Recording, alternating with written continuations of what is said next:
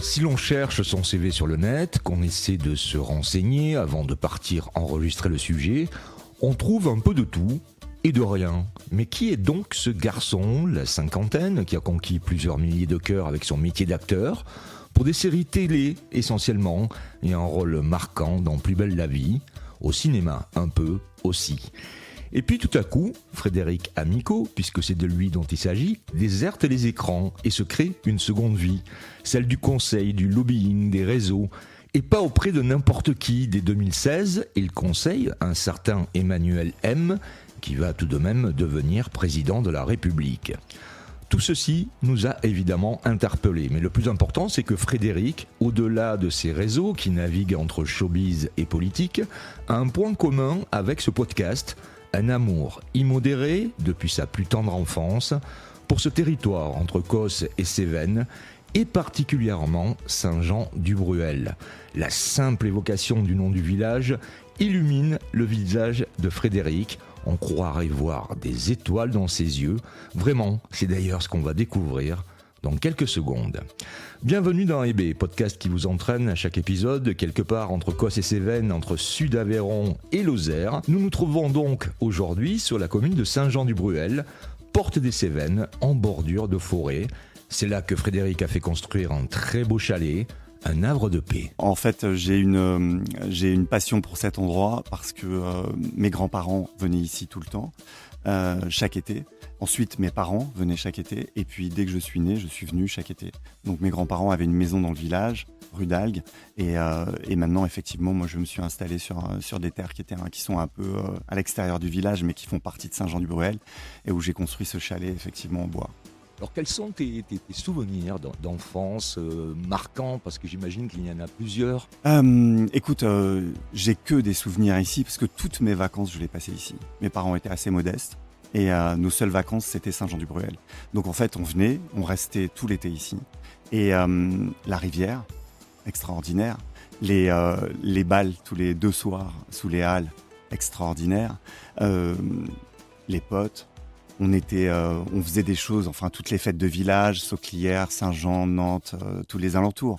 C'était assez extraordinaire. Et puis ensuite, c'est la nature. Enfin, il y a tout à coup, moi je venais de Montpellier, je suis né à Montpellier. Venir de Montpellier, qui était quand même une ville, et dans un village comme celui-là, c'était assez extraordinaire. Donc voilà, pour moi, j'ai des souvenirs plein les yeux, parce que c'est tes premiers émois en tant qu'adolescent, tes premières rencontres, tes premières copines, enfin donc voilà, tout est formidable pour moi, tous mes souvenirs ici sont formidables, donc j'ai voulu y revenir dès que j'ai pu. Et effectivement, je pouvais pas habiter la maison de mes grands-parents parce que il y avait trop de rénovations à faire, donc j'ai choisi de la vendre. Et j'avais ces terrains qui étaient ici, et j'ai choisi de faire construire ici une maison parce que en bois, pour rester dans quelque chose de très naturel et qui ressemble un peu, qui dépayse pas la montagne. Bon, on n'a vraiment pas de chance avec les voitures qui passent, mais c'est comme ça arrive. Je crois que c'est le facteur qui vient de passer. Donc voilà, il y a un facteur qui passe tous les jours. Et donc voilà, donc c'était assez formidable d'être ici, et ça l'est toujours en fait. Et je suis très heureux surtout d'être dans une forme de pérennité, puisque dès que j'ai eu des enfants, en fait, ils sont venus ici. Ma fille a 17 ans aujourd'hui, mais elle a passé toutes ses vacances. Chaque année, elle est venue minimum 3 semaines, 1 mois ici en vacances. Donc elle connaît Saint-Jean, elle a ramené des copines ici, et mon fils qui a 5 ans vient ici depuis qu'il est né, et c'est la même chose, je pense qu'il ramènera des copains ici. C'est une transmission de génération en génération, quoi. Alors il y a une transmission de génération en génération, mais il y a une transmission amicale aussi, parce que on fédère en fait. Je fais venir des amis qui habitent Paris, puisque j'habite Paris maintenant depuis plus de 30 ans. Et effectivement, chaque année, j'ai une dizaine d'amis qui viennent ici à Saint-Jean et qui font aussi, qui participent à faire vivre ce village et cette région. Donc, ils séjournent pas au chalet, ils vont à l'hôtel Papillon et à l'hôtel du Midi, et c'est assez formidable parce qu'eux aussi sont très contents d'avoir des gens en plus. Et on fait vivre le commerce, on est là, on contribue, on achète, on consomme, enfin voilà, c'est assez important. Vous faites partie de la vie de la cité, en quelque sorte. Exactement. Ouais.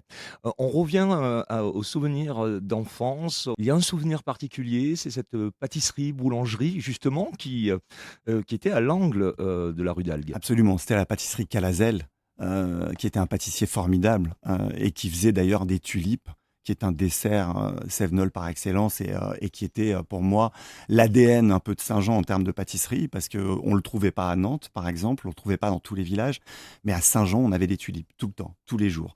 Des tulipes, la tulipe, c'est avec cette chantilly par-dessus et cette crème de marron en dessous. Alors, il y a eu ensuite... à la boulangerie de Saint-Jean-du-Bruel, pas qu'à la Zelle, mais la seconde, en fait, il y a eu une déclinaison de la tulipe, puisque elles ont été faites au Nutella aussi. Donc c'était assez sympa, en fait, mais de mettre une pâte à tartiner en fait en dessous et de remplacer la crème de marron. Mais la crème de marron, c'est quand même ici aussi quelque chose de local. Donc c'était assez formidable de l'utiliser. C'est toujours formidable de l'utiliser. Malheureusement, la boulangerie de Saint-Jean n'en fait plus cette année, ce qui est quand même dommage et dommageable, parce que je trouve que c'est important de conserver en fait ces petites traditions-là et puis d'avoir cette pérennité aussi sur des produits locaux qu'on ne trouve pas ailleurs. Je vais raconter une petite anecdote. Je suis très ami avec le pâtissier Christophe Michalak. Et un jour, on est à Paris et on s'aventure pas vraiment à faire des desserts à Christophe Michalak, qui a été quand même le pâtissier, le numéro 1 dans le monde entier. Et moi, je me dis, bah écoute, si, je vais faire un dessert à Michalak parce que je pense qu'en fait, il connaît pas la tulipe. Et je lui ai fait une tulipe. Donc je me suis un peu, ça a été un peu compliqué parce que c'est pas ma passion vraiment la pâtisserie, mais j'y suis allé et je l'ai faite. Et Christophe m'a dit, c'est assez audacieux ce que tu viens de faire, parce que les gens ne font pas de dessert quand tu viens dîner chez eux, d'une façon générale, parce qu'ils ont toujours peur du jugement que je vais apporter sur leur dessert. Mais en plus, je connais pas ce dessert. Donc, qu'est-ce que c'est, d'où ça vient? Et on s'est mis à parler de la tulipe. Le livre d'après qu'a sorti Christophe Michalak, il a sorti dans son livre la recette de la tulipe, en disant, j'ai un ami, Frédéric Amico, qui est originaire des Cévennes, de Saint-Jean-du-Bruel, et qui m'a fait connaître ce dessert qui est extraordinaire et que je veux mettre aujourd'hui au goût du jour. Et il a sorti la tulipe et il l'a commercialisée. Donc, j'étais assez fier de ça. Donc, aujourd'hui, de se dire que la boulangerie finalement de Saint-Jean-de-Bruel n'en fait plus, ça me rend très triste. Donc là, c'est un appel en quelque sorte C'est un qui est petit lancé. appel à cette boulangerie qui est la boulangerie mère, qui est les délices du Kailar au Kailar. Refaites de la tulipe, s'il vous plaît. C'est tellement important. Même si vous n'en faites que le dimanche ou que le week-end, c'est tellement important de garder ça. Oui, parce qu'il y a une demande. Oui, il y a une demande, bien sûr. Mais évidemment, s'il n'y a pas l'offre, il n'y a pas la demande, on est bien d'accord. C'est-à-dire que s'ils n'en proposent pas, les gens n'en achètent pas. En revanche, je suis persuadé et convaincu que toutes les tulipes qui étaient produites par cette boulangerie l'an dernier, étaient vendues à chaque fois. Il n'en restait jamais, parce qu'ils arrivaient le dimanche en mettre une dizaine, elles partaient dans la matinée. Il y a encore plein de gens comme moi qui sont attachés à des produits comme ça, locaux. Alors justement, puisqu'on parle de produits régionaux, on a évoqué les tulipes. Quels sont les autres produits que tu affectionnes particulièrement? Parce qu'il y en a pas mal ici. Que j'affectionnais plus particulièrement, c'était la truite, et on n'en trouve quasiment plus. Aujourd'hui, il y a la truite d'élevage qui a colonisé un petit peu la Dourbie et d'autres rivières. Et puis on a, alors ça c'est une nouveauté, les cormorans qui survolent la Dourbie et qui remontent et qui pêchent les petites truites. Donc déjà qu'il n'y en avait pas. En plus, il y avait une introduction il y a une vingtaine d'années de l'écrevisse américaine, cette écrevisse avec les pattes rouges qu'on trouve partout, qui pullule dans la Dourbie aujourd'hui et qui détruit tout sur son passage, puisqu'elle dévore les œufs de truite, elle dévore les alevins, elle dévore tout ce qui passe, elle se nourrit de cadavres, et si elle pullule, c'est parce qu'il y a beaucoup de cadavres. Alors ça, c'est un autre problème et un autre sujet, c'est aussi le réchauffement climatique qui fait qu'il y a moins d'eau, que l'eau est un peu moins pure que ce qu'elle a pu l'être, et donc du coup, il y a une forme d'algue sur les rochers qu'on ne trouvait pas il y a quelques années encore, qui fait que beaucoup de poissons n'arrivent pas à survivre, et qu'on a perdu en termes de population dans les rivières aujourd'hui en Aveyron. C'est assez énorme. Même dans le Durzon aujourd'hui, il y a moins de truites qu'il y en avait avant, alors que le Durzon a une eau à 11 degrés, je crois, je ne veux pas dire de bêtises, toute l'année. Toute l'année, ouais, c'est ça. Donc c'est quand même, on a la source qui est à Nantes, donc c'est assez important en fait cette rivière. Et même là, il y a une réserve de pêche à Nantes sur un morceau en fait du Durzon en fait, et je vois quand même des gens pêcher, donc c'est pas très contrôlé, et il y a beaucoup moins de truites. Avant on en voyait mais tous les 3 mètres. Là aujourd'hui c'est une de temps en temps en fait, et on est chanceux.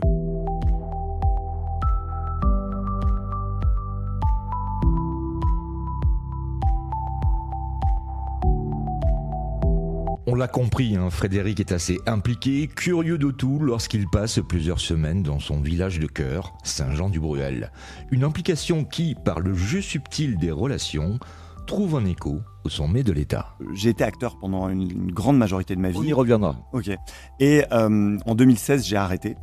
J'ai décidé d'arrêter ce métier parce qu'on m'a appelé pour d'autres responsabilités et j'ai accepté ces responsabilités et j'ai fait remonter en fait jusqu'au sommet de l'État des problématiques qui étaient des problématiques locales, régionales et même aveyronnaises, par exemple les successions en agriculture, et je trouvais que c'était assez important. On est dans des villages en fait où beaucoup de gens aimeraient venir construire, s'installer et malheureusement il y a très peu de terrain constructible aujourd'hui.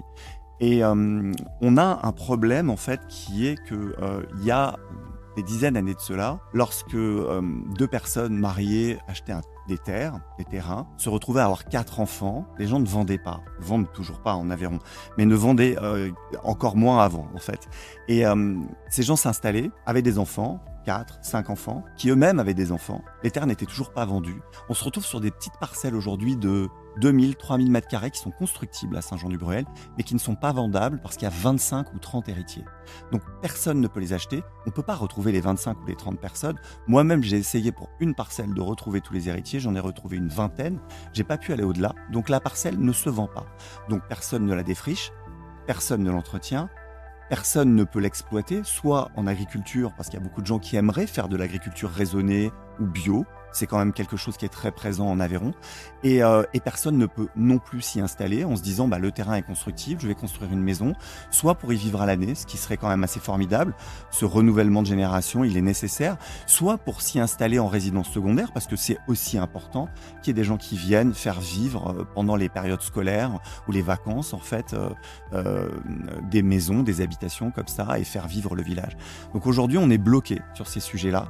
On est sur des parcelles qui ne se vendent pas et qui resteront à vie inoccupées. Parce que de 25 héritiers, on passera à 50 dans quelques années. Et donc, personne ne paye la taxe foncière, bien évidemment. Donc, ça empêche les collectivités locales de récupérer un impôt qui leur permettrait aussi d'envisager d'autres travaux, etc. On est ici sur un chemin où il y a toujours pas le tout à l'égout, par exemple. Donc, on est tous avec des fosses septiques. Ces fosses septiques sont certes filtrées, mais ensuite descendent dans la terre.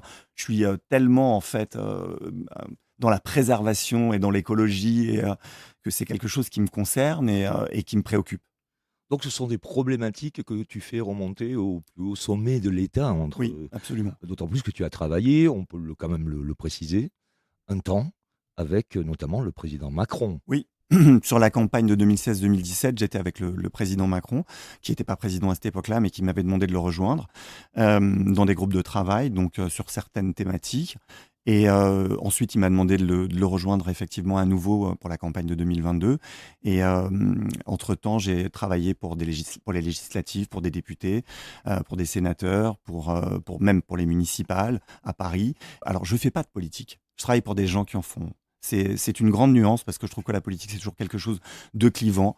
On peut dire j'aime pas tel président, j'aime pas tel ministre, j'aime pas tel député, mais peu importe. En fait, ce qui m'intéresse, c'est de faire progresser des idées, d'essayer de faire en sorte que les choses se passent mieux et qu'on vive mieux, d'essayer de faire remonter effectivement des problématiques qui pourraient permettre une amélioration. Et donc l'amélioration, c'est quelque chose, c'est le maître mot, je crois.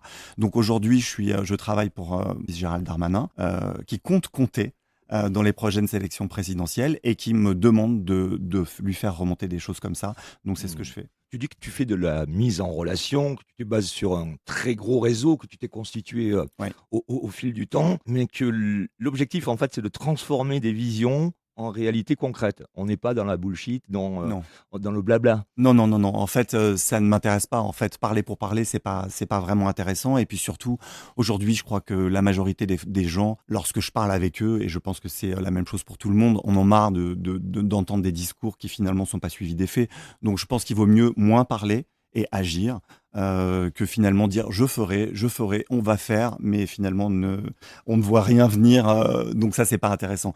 Je suis dans le concret et j'aime effectivement. Je vais raconter une anecdote qui est un peu personnelle, mais qui est en même temps une réalité. Pendant la dernière campagne des présidentielles, je me suis heurté à une hiérarchie que je n'avais pas eue sur la première campagne des présidentielles du président Emmanuel Macron, et où finalement faire remonter des idées auprès du président était devenu très compliqué parce que il y avait un nombre d'intermédiaires en fait qui était trop important et finalement qui décidait si cette idée était légitime ou pas. Et ce qui faisait qu'une idée sur 10 arrivait au président, mais les 9 autres n'y arrivaient pas. Donc c'est un processus qui est normal, qui est légitime parce que il permet de gagner du temps, etc. Mais auquel je n'avais pas envie de me soumettre. Et j'avais une liberté de parole avec le président qui me permettait effectivement de l'interpeller directement. Et je me suis jamais gêné de le faire. Et je lui ai envoyé des textos à 1h du matin en lui disant cher président, je suis navré, mais ce sujet-là est vraiment important. Je sais qu'il ne va pas arriver jusqu'à vos oreilles. Et il faut absolument qu'on le traite dès demain. Et il me répondait généralement dans l'heure et on le traitait le lendemain. Donc c'était assez important. Et je crois que c'était ce qui m'avait séduit au départ quand il m'avait demandé de le rejoindre. Est-ce que les personnes qui te côtoient ici, qui te voient chaque année en vacances, savent justement que tu côtoies ce monde politique de haut niveau, c'est-à-dire le pouvoir? Alors je crois que Saint-Jean-de-Breuil a cette particularité que je ne suis pas le seul à En plus, côtoyer. c'est vrai. On a ici au village quand même Pierre de Bousquet, qui a été Exactement. responsable de la task force française, qui a été aussi, qui a eu une diverse...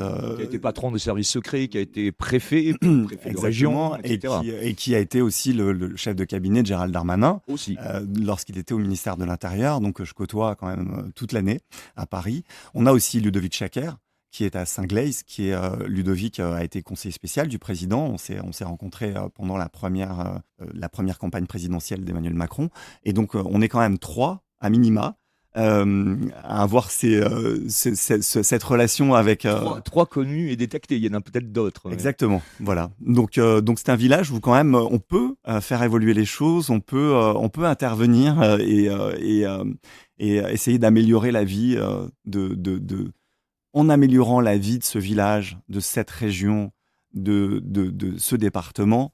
On touche aussi la vie des autres villages, des autres régions et des autres départements qui sont des départements ruraux comme celui-là. Donc c'est très important. Donc c'est plus influer que s'investir directement.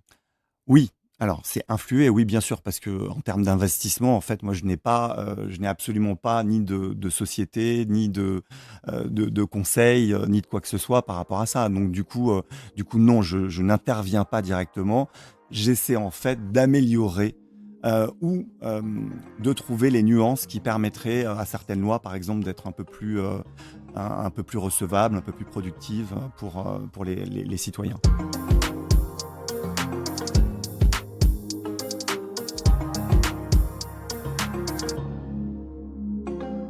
Retour à présent quelques années en arrière. Frédéric Amico est alors acteur entre la fin des années 80 et le début de la décennie 2010. Il tourne un peu pour le cinéma, on le voit notamment aux côtés de Jamel Debbouze dans un Astérix, mais surtout pour des séries télé, avec notamment un rôle qui va le rendre populaire auprès du grand public, et particulièrement des téléspectateurs de la série de France 3, Plus belle la vie. J'ai commencé par le conservatoire à Montpellier, j'avais 17 ans, j'ai passé le conservatoire de Montpellier. J'ai été pris, c'était Michel Touraille qui était mon prof, qui était un mec extraordinaire et qui m'a un peu lancé. Ensuite, je suis arrivé à Paris parce que je me suis dit que ce métier, je pouvais le faire qu'à Paris, avec un accent du Sud très prononcé que j'ai perdu au fil des années parce que les gens me disaient « Oh là là, t'es de Marseille ». Et je disais « Mais non, il n'y a pas que Marseille dans le Sud, il y a d'autres villes ». Et effectivement, j'ai eu la chance de travailler, d'en vivre. Et donc de faire au départ un peu de théâtre, puis très rapidement j'ai commencé par faire de la pub. On m'a choisi pour faire pas mal de pubs et j'ai tourné avec des gens assez importants comme Lars von Trier qui a quand même eu la Palme d'Or au Festival de Cannes. Je suis parti tourner avec lui au Danemark. J'ai tourné avec un photographe extraordinaire qui est aussi réalisateur qui s'appelle Jean-Baptiste Mondino, qui est un des mecs qui a fait beaucoup de vidéoclips de Madonna et parmi tant d'autres, de Vanessa Paradis, de plein de gens. Donc il m'a choisi plusieurs fois. C'est l'une des références mondiales. Hein. Ouais. Donc du coup j'ai bossé avec ce mec-là, j'ai bossé avec Colin Serrault, j'ai bossé avec Emir Kusturica aussi en Suisse pour une publicité. Et puis immédiatement dans la suite logique, je me suis mis à faire de la télé. On m'a demandé de rejoindre des équipes pour des séries télé et notamment je suis resté pas mal de temps dans Plus belle la vie. Donc c'est un peu quand on fait ce métier, on a toujours besoin d'un peu de reconnaissance en fait. Et en fait, on cherche ce moment où on va être reconnu pour notre métier. Alors, reconnu pour notre métier, ça veut pas dire être reconnu dans la rue, mais ça sous-entend l'être quand même, parce que être reconnu dans ce métier, c'est aussi, ça veut dire qu'on travaille assez pour que les gens puissent nous reconnaître quelque part.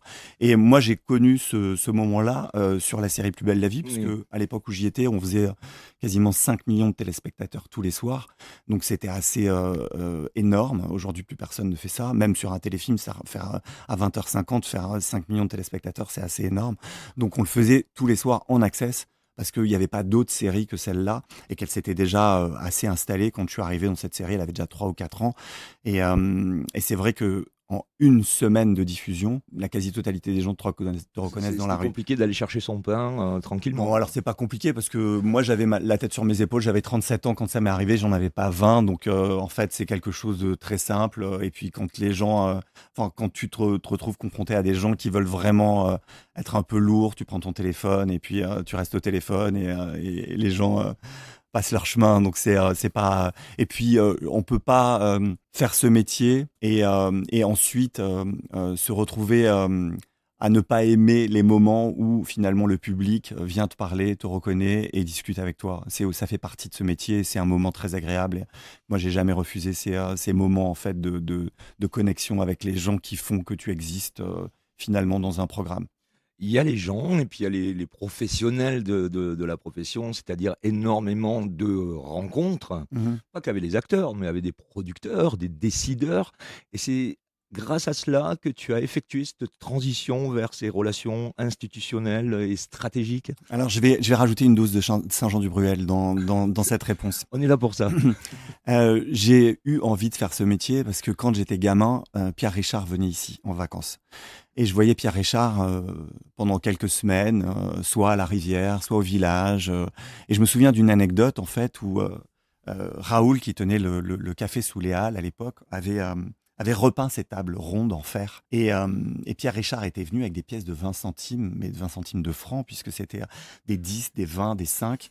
Et il avait collé toutes les pièces sur une table qui venait d'être repeinte. Et il s'amusait de loin à regarder les gens, pensant que les pièces avaient juste été posées là, essayer de les récupérer alors qu'elles étaient collées sur la table. Ça nous avait fait rire pendant quelques temps, un été. Et c'est vrai que j'ai beaucoup aimé le contact avec ce monsieur qui était un grand monsieur du cinéma. Évidemment, au moment où il venait ici, c'était une star incontournable du cinéma français. Et donc, il faisait vivre ce village en venant ici parce qu'il a apporté un peu de lumière sur ce village. Et je crois d'ailleurs que sa femme est toujours ici, enfin son ex-femme. Son ex-femme, oui. Et j'ai re-rencontré en fait Pierre Richard plusieurs fois à Paris, puisque il a fait un film avec Sophie Marceau que je connais bien. Et du coup, j'ai rencontré Pierre Richard avec Sophie Marceau et je lui ai rappelé en fait qu'il m'avait connu étant gamin, et on a reparlé de Saint-Jean-du-Bruel. Il m'a dit mais ce village me manque. Il faut que je revienne dans les Cévennes. Il faut que je revienne à Saint-Jean-du-Bruel. Je lui ai dit mais viens à la maison, viens chez moi, viens quand tu veux. Alors c'est vrai qu'aujourd'hui il est plutôt jeune, on va dire. Donc c'est un peu plus compliqué probablement pour lui, parce qu'il venait en moto quand il venait ici. Oui, puis il a son domaine viticole, et absolument. Puis il retourne beaucoup en fin de carrière. On le revoit beaucoup sur les écrans. Oui, absolument. Oui, c'est vrai. C'est vrai qu'il est sollicité. Je pense qu'il est sollicité beaucoup plus que ce qu'on ne le voit.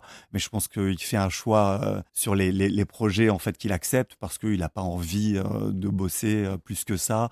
Parce que il y a un moment où effectivement, comme tout le monde, il a droit à sa retraite aussi, et à son calme et à son repos. Voilà. Mais c'est en tout cas quelqu'un qui aime profondément Saint-Jean-du-Bruel, qui aime profondément cette région, et qui a des souvenirs ici qui sont extraordinaires. Voilà.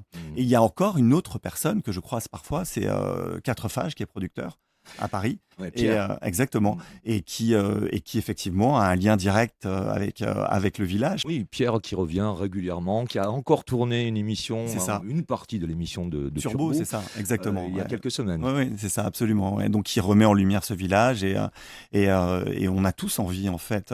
Donc, il y a quand même un vivier de gens dans ce village. À la base, il y avait combien d'habitants à Saint-Jean-du-Bruel ? Il y a 30 ans de ça. 800, 900. Voilà. Donc 800 habitants. Sur 800 habitants à l'année, et donc quelques estivants, puisque c'était le terme qu'on employait pour nommer les gens qui venaient l'été. Quelques estivants plus 800 habitants. On se retrouve avec pas mal d'acteurs, pas mal de producteurs, pas mal de gens qui finalement se sont retrouvés à des responsabilités plus ou moins importantes dans ce pays. Et c'est assez extraordinaire. Je discutais hier avec Vincent Massip, qui est donc originaire d'ici aussi, qui a toujours une maison ici, et qui me disait que sa cousine, en fait, qui s'appelle Joanne Morgan, parce qu'elle est mariée à un Américain, donc elle habite à New York, et elle est directrice financière de l'université de Columbia. Je veux dire, Ce n'est pas rien. c'est pas rien du tout. Enfin, on est sur des gens qui sont tous issus de ce village, qui ont des responsabilités dans le monde qui sont absolument fantastiques. Ça veut dire qu'il y a quelque chose ici qui fait que on a envie d'entreprendre, on a envie de protéger, on a envie de pérenniser, on a envie de cultiver. J'ai un principe quand je viens ici. Je consomme local, uniquement et exclusivement local. Je vais pas à Mio au supermarché. J'entends beaucoup de gens dire on va faire nos courses là-bas. Non, moi je vais à la boulangerie du village, si elle est ouverte, à celle de Nantes, si celle de Saint-Jean n'a pas les produits que je souhaite. J'essaie de consommer toujours local. Il y avait une quincaillerie dans le village qui a malheureusement fermé cette année, mais systématiquement, lorsque j'avais besoin d'un produit ménager ou autre, j'allais dans cette quincaillerie et j'allais pas ailleurs. Je n'arrive pas avec les produits que j'ai achetés à Montpellier ou ailleurs. Je veux absolument, et je crois que c'est un principe en fait que je m'impose, alors que je m'impose en tant que mec qui vient 1 mois et demi par an dans ce village.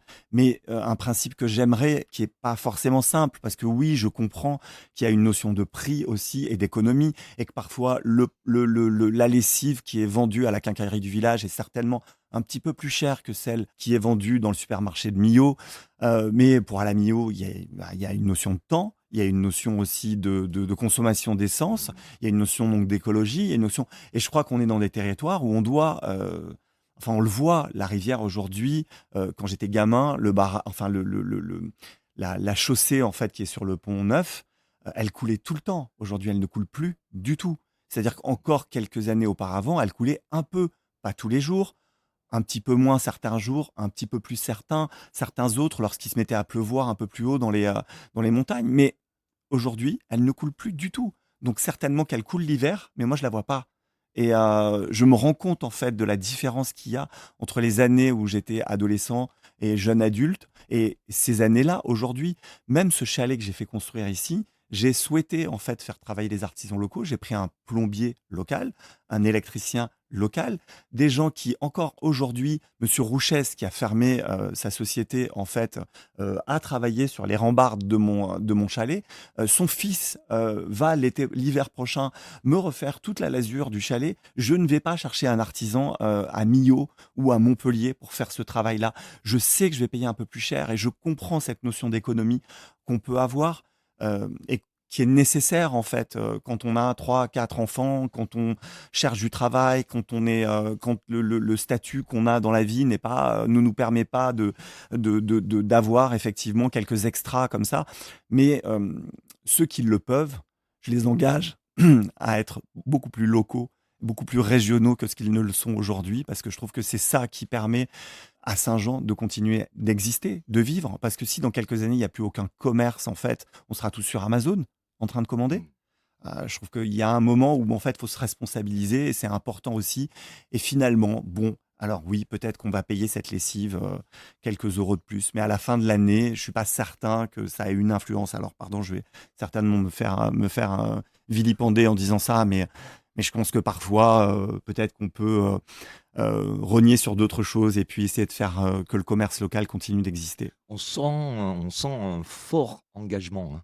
Oui, ah oui, oui, Ouais. très fort et depuis toujours et très présent. Et c'est pareil sur mes légumes et sur mes fruits avant, parce que j'étais attaché à acheter tout ce que produisaient William et Nadia Hatché, qui sont maintenant dans le magasin de producteurs de Nantes. J'engage tout le monde à aller dans ce magasin qui est extraordinaire, exceptionnel, où on a une gelée royale locale, on a du miel local.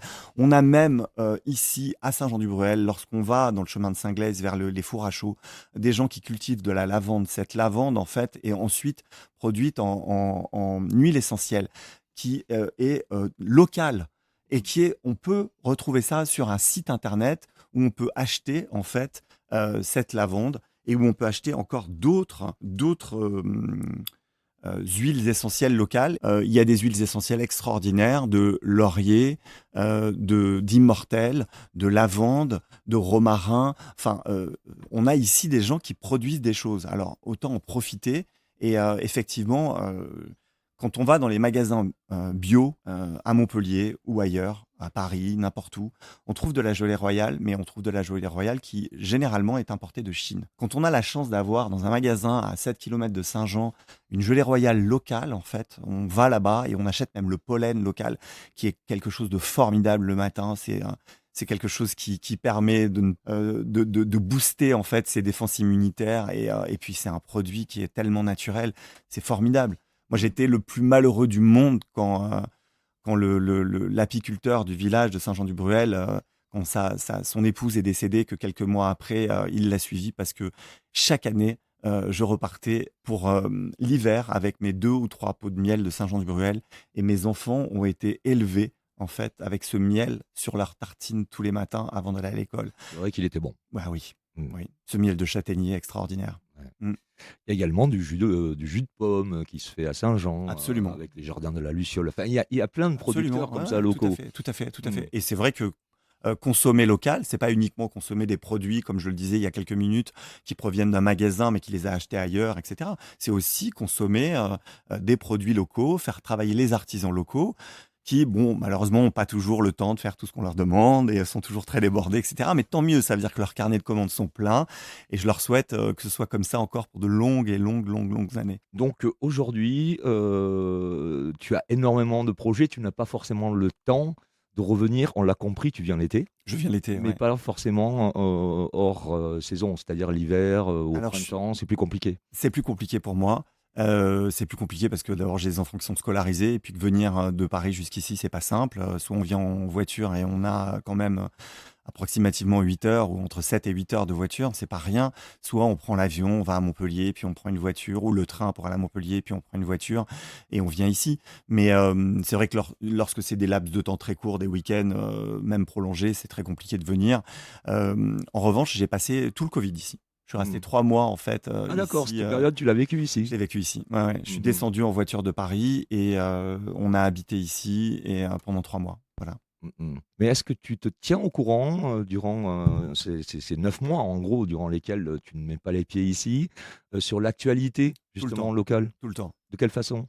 J'ai tous mes contacts à Saint-Jean-du-Bruel que je sollicite en fait régulièrement et à qui je demande des nouvelles et à qui je demande si tout se passe bien, notamment avec la municipalité, avec tous les projets qu'il peut y avoir. Et oui, absolument, je reste très très très lié en fait à ce village. Sans parti pris, évidemment. Non, sans parti pris. Voilà, mais tu te renseignes, par exemple, les élections municipales vont avoir lieu dans quelques mois. Hein. Tu te renseignes, ça t'intéresse? Je me renseigne, et c'est un sujet que j'évoque énormément, et très souvent avec Pierre de Bousquet, justement. D'accord. On est tous les deux très impliqués, en fait. Ce sont donc des affaires à suivre. Oui, tout à fait. Et tu es déjà impatient de revenir l'an prochain? Ah, mais je suis déjà malheureux de me dire que j'ai une date à laquelle je vais devoir repartir d'ici. Ça, cette date, elle fait peur un peu? Ah oui, complètement. Pour moi, enfin, fermer ce chalet et puis partir, pour moi, c'est très compliqué, en fait. Je suis le plus heureux du monde ici. Regarde, à part le bruit de la cloche de l'église qu'on entend maintenant. C'est avec ces cloches qu'on va se quitter. Bah voilà, mais mais pas moi. Moi, je ne quitte pas Saint-Jean, je ne quitte pas les cloches et elles restent dans mon cœur en fait tout au long de l'année et elles resteront dans mon cœur toute ma vie. Merci beaucoup Frédéric. Avec grand plaisir. On va se quitter justement avec le bruit des cloches de l'église de Saint-Jean-du-Bruel. Merci, à bientôt. À très bientôt, j'espère.